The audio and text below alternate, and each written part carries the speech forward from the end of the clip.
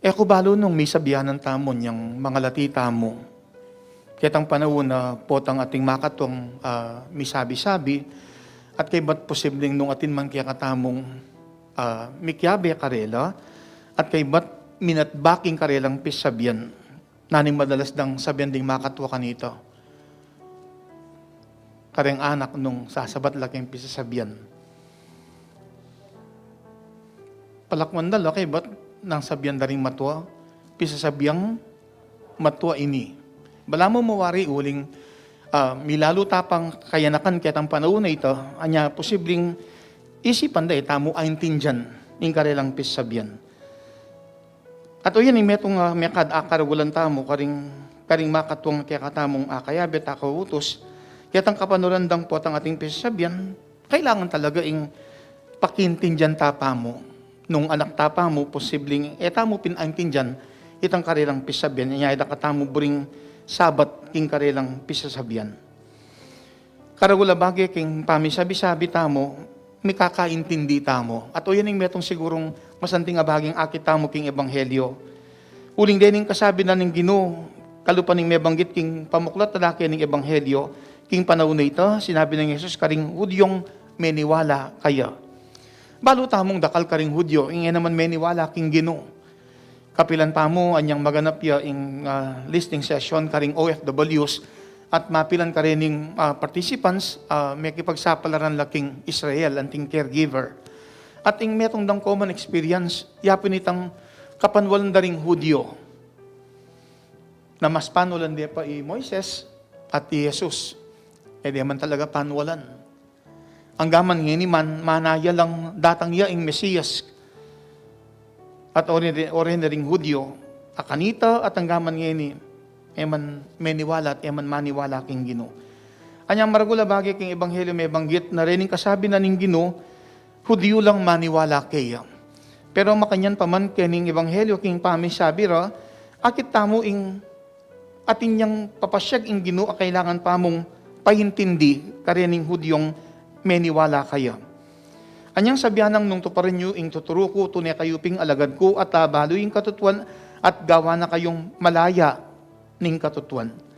Kani mo magriyak la rin ing Hudyong meniwala king Ginoo, huling arang sinabi, lahi na kayang Abraham at kapilan man, eke pa may ipos keno man, makanano mong asabing maging malaya kami.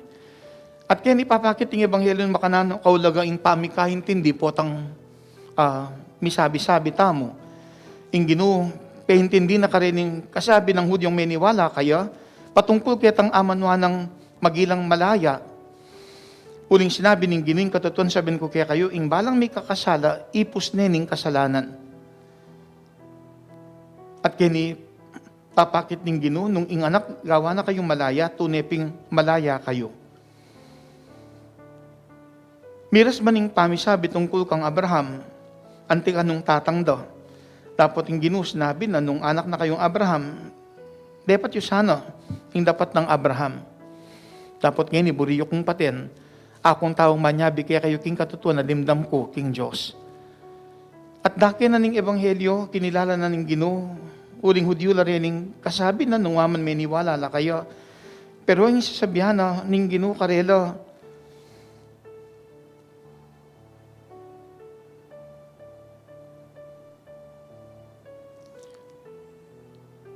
nung makananong din kayang kasabi, ing ere pamurin paniwalan. Uling nga nang sinabi, balo ko king lahi na kayong Abraham, makanya naman buriyo kong paten, uling alang lugal, ing tuturo ko karing pusoyo. Nung aman may niwala la rin ning Hudyong kasabi na ning Ginoo, pero balo na ning Ginoo, alang lugal, ing tuturo na king karelang puso. Pero nanong kwenta na nitang karelang pamisabi, nung yan naman, may kakaintindi. At king meto nga banda, nung may sabi-sabi laman at may kakaintindi, nanong kwenta na ning pamisabi ra, nung eno man may kaintindi at migit lalo na, eno man may panatindi. Maragula bagay may kad, potang may panatindi tamo, aliwa mo yung sariling kapakanan tamo, yung isipan at pakibalak, nung may kaintindi tamo at manatindi. Karagula bagi, ingisipan tamo naman at pakibalak, pati na ingkabilyan at kapakanan ding aliwa. May kading ginuan niyang may katawan niyang tao, o yan ang metong ng tignasan, na king kayang mensaheng papasyag, king kayang pamanaral, king kayang pamanuro, ingat kwarang may kakaintindi, at king metong nga banda, king pamikatawan ng tao ng Ginoo. Ekikwa na namang manatindiya, karing balang taong kayang akayabe, akasabit, akarungot. Lalo na't isipan at pakibalak, pati ning kapakanan, ding aliwa. Karagula bagi, king panahon na ite, manakit tamong kayanakan abisang manalakaran. Kayanakan amakyabe na king pisasabyan matwa, ayaman ng daring makatwa kitang minunang panahon.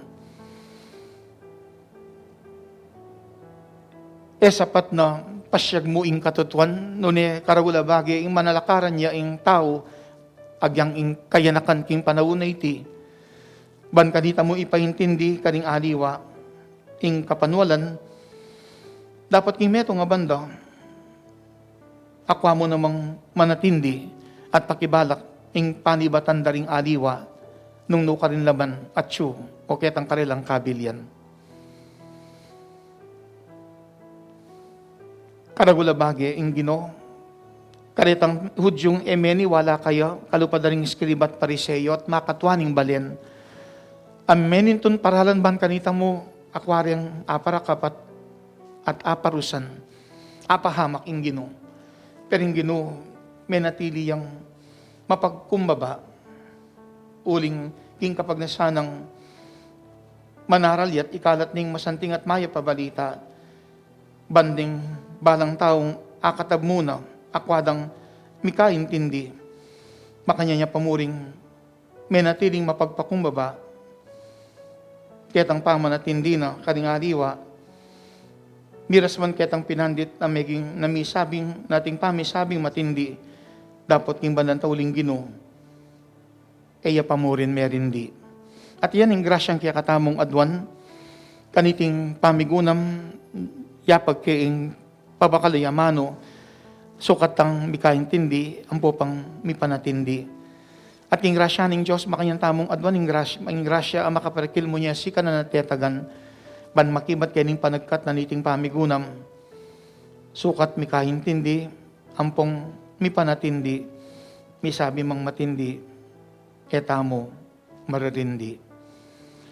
Makadting panahon na ite, ning pamangampan niya, migit karing mismong kandidato ding supporters ning balang metong ing misabi-sabi, pero ekobalo nung miras ketang puntong akakwadang mikakaintindi, lalo na't nung maging one-sided yamo ing balang metong pilit ing kayang kandidato, karing aliwa, ayatin namang aliwang susuportang kandidato. Kailangan mo siguro ipagrespeto mo naman akwatang mi panatindi. Dapat king bandang tauli, pakikuhanan taparing talakaran ng katutuan at paintindi iti karing aliwa. At nung minsan maliaring ing pamisabi, titindi, pero sana mikagrasya ing balang metong, naman sana marindi, yatang pamisabing matindi. Makalungkot po atang muli king pamikaintindi at kaguluan ing pamisabi. Anya, maragula bagi, king biye, ketang kapag nasan tamong mikaintindi tamo, pakikuhanan tamong mipanatindi. At po sanang king pamisabi, maging matindi, pakikuhanan tamong maririndi. At king banan tauli, akwa pa mo rin talakaran nung naning gusto, nung naning dapat, at mikatagon pa mo rin sana, king paintindi iti karing adiwa, at king banan tauli, akwatang mikaintindi, ampo pang may panatindi. Sundo taming panalangin. Kaniting panahon ning pamangampan niya, may kadagyang king aldodo ning pamibiyebye, karing mismong pibale-bale, karing kayakatang familia, o may karing balang taong kayabet kawutos, nung minsan lalo na nung ating pami kaintindi, sana may kagrasya tamo. Akwatang may kaintindi, ang popang may panatindi.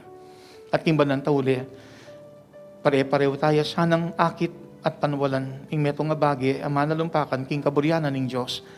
Bagi at mipapasyag king katutuan bagi ang mipapakit o mipasyag king kayapan at makanyang tamong abi-abi at sana akwang mikaintindi ang popang may panatindi.